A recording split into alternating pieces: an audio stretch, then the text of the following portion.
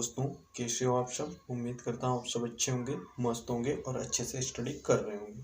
तो दोस्तों, आज की वीडियो में हम क्लास 10th के विज्ञान के महत्वपूर्ण प्रश्न लेकर आए हैं, जो कि आपकी बोर्ड एग्जाम के लिए काफ़ी महत्वपूर्ण होने वाले हैं। ठीक है, कुछ प्रश्नों को हम पहले भी करा चुके हैं, जो कि बहुविकल्पीय प्रश्न है। इस टाइम हम आपको बायोलॉजी के प्रश्न करा रहे हैं। ठीक है, ये इसका फर्स्ट पार्ट आपको हम करा चुके हैं। ठीक है, सेकंड पार्ट में इसके बहुविकल्पीय प्रश्न लेकर आए हैं, जो कि आपके बोर्ड एग्जाम के लिए काफ़ी इंपॉर्टेंट होने वाले हैं। तो इन सारे प्रश्नों को आपको जरूर ही देख लेना है। ठीक है, तो आइए हम एक एक करके प्रश्नों को देखते हैं, अच्छे से प्रश्नों को सॉल्व करेंगे और समझकर। ठीक है, कि प्रकाश अवक्रिया होती है। ठीक है, पहला प्रश्न क्या है कि प्रकाश अवक्रिया होती है। ठीक है, आपके पास ऑप्शन 4 हैं। ठीक है, और पहला ऑप्शन क्या है, ऑप्शन ए माइटोकॉन्ड्रिया, हरितलवक। ठीक है, यहाँ पर हो जाएगा हरितलवक के ग्रेना में, यहाँ पर हो जाएगा हरितलवक के ग्रेना में। ठीक है, ये थोड़ा ऑप्शन गलत हो गया। ठीक है, हरितलवक के ग्रेना में, हरितलवक के स्ट्रोमा में या राइबोसोम में। जो प्रकाश अपक्रिया होती है वो कहाँ होती है। ठीक है, तो जो प्रकाश अपक्रिया होती है वो हरितलवक के ग्रेना में होती है। कहाँ होती है, हरितलवक के ग्रेना में होती है। कहाँ प्रकाश अपक्रिया होती है। ठीक, तो आइए अगले प्रश्न को देखते हैं। अगला प्रश्न क्या है, अगला प्रश्न है कि रक्त का लाल रंग जो होता है वो किस पदार्थ की उपस्थिति के कारण होता है। जो हमारे रक्त में रक्त का लाल रंग जो होता है, ब्लड का रेड कलर जो होता है, नहीं लाल रंग होता है, वो किस पदार्थ की उपस्थिति के कारण होता है। ऑप्शन 4 है, option A heme, option B है न्यूक्लिक अम्ल, ऑप्शन सी है विटामिन सी, ऑप्शन डी है पोटेशियम।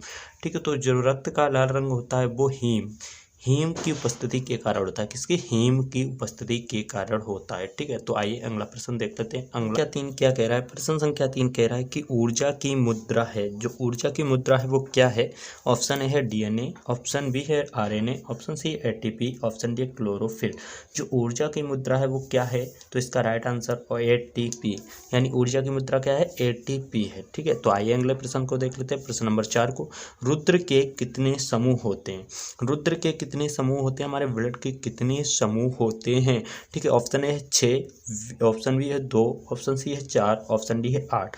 जो रुद्र के समूह होते हैं वो कितने होते हैं, तो इसका राइट आंसर ऑप्शन सी रहेगा, 4 समूह होते हैं। ठीक है, अगला क्वेश्चन देख लेते हैं। अगला क्वेश्चन क्या है, काफी इंपॉर्टेंट क्वेश्चन और बहुत ही सरल है। ठीक है, मनुष्य में दूध के दांतों की संख्या होती है। जो मनुष्य में दूध के दांतों की संख्या होती है वो कितनी होती है, सभी को पता होगा। ऑप्शन ए इसका राइट आंसर रहेगा, 20 होती है। कितनी होती है, 20 होती है। ठीक, आइए अगले प्रश्न को देख लेते हैं। अगला प्रश्न क्या है, प्रश्न नंबर 6 क्या कह रहा है कि मनुष्य में ग्रासनाल की लंबाई होती है। जो मनुष्य में ग्रासनाल की लंबाई होती है वो कितनी होती है। ऑप्शन है 5.8 सेंटीमीटर, ऑप्शन बी है 25 से 30 सेंटीमीटर एंड 25 से 30 सेंटीमीटर, ऑप्शन सी है 1.5 मीटर, ऑप्शन डी है 15 फीट।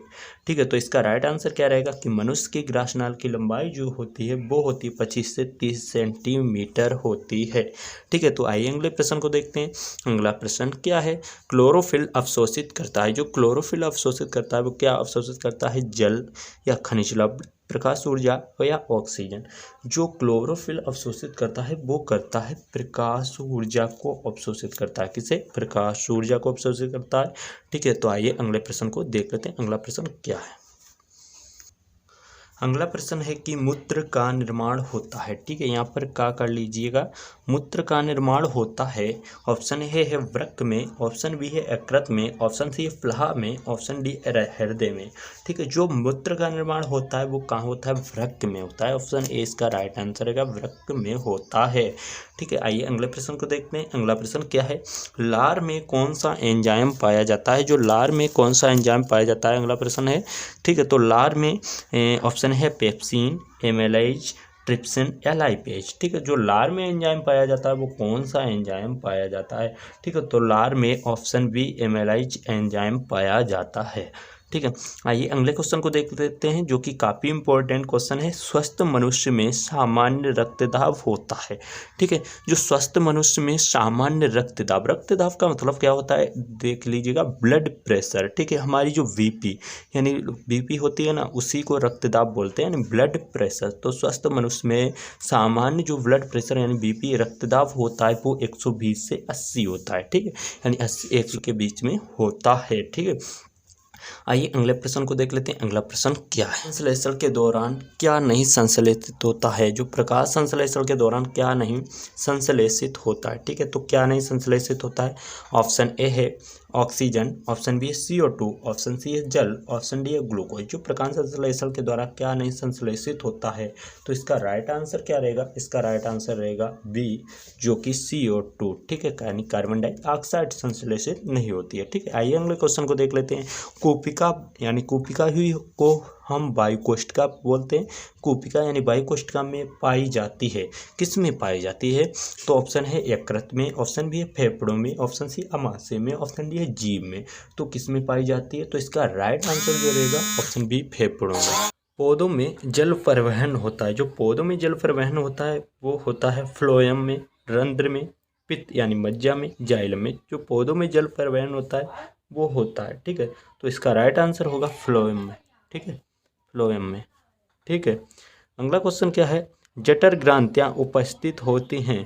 जठर ग्रंथियाँ जो उपस्थित होती हैं वो किस में उपस्थित होती हैं, छोटी आंत में, अमाशय में, अग्नाशय में, बड़ी आंत में। ठीक है, जो जठर ग्रंथियाँ उपस्थित होती हैं वो किस में उपस्थित होती हैं। ठीक है, तो इसका राइट आंसर जो रहेगा ऑप्शन बी, यानी अमाशय में। कहाँ उपस्थित होता है, अमाशय में। ठीक है, अगला क्वेश्चन देख लेते हैं। अगला क्वेश्चन क्या है, केवल जल में घुलनशील होता है। जो जल में कौन सी विटामिन घुलनशील होती है, तो केवल जल में घुलनशील होता है। तो इसका राइट आंसर क्या रहेगा, तो इसका राइट आंसर रहेगा ऑप्शन डी, जो कि विटामिन सी जल में घुलनशील होता है। ठीक है, तो आपको ये सारे क्वेश्चन अच्छे से समझ में आए होंगे। ठीक है, मिलते हैं किसी नेक्स्ट वीडियो में, जब तक के लिए जय हिंद, जय भारत, वंदे मातरम।